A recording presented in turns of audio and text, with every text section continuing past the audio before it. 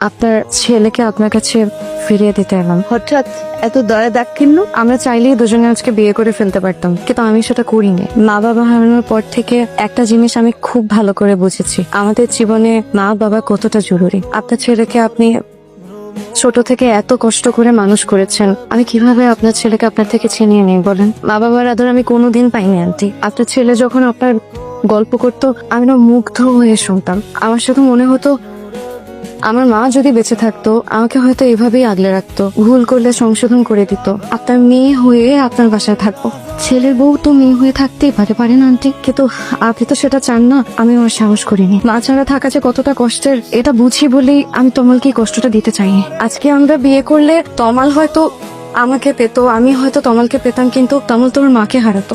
আমি এটা কোনোদিন চাই না আন্টি। খুব ভালো লেকচার দিয়েছো, হাততালি দেওয়া উচিত ছিল। প্রতারণা করেছো তোমরা। অবশ্য তোমাকে প্রথম দিন দেখেই মনে হয়েছে যে তোমার মধ্যে সমস্যা আছে, ওই অলক্ষণে ব্যাপার স্যাপার আছে আর কি।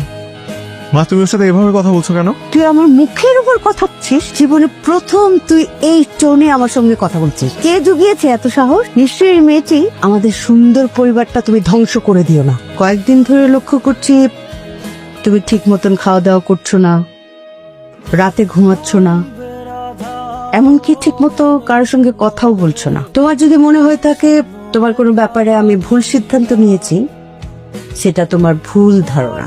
মা কখনো তার সন্তানের বিষয়ে ভুল সিদ্ধান্ত নেয় না। কদিন পরেই তো তোমার ফ্লাইট, সো প্রিপারেশন নাও।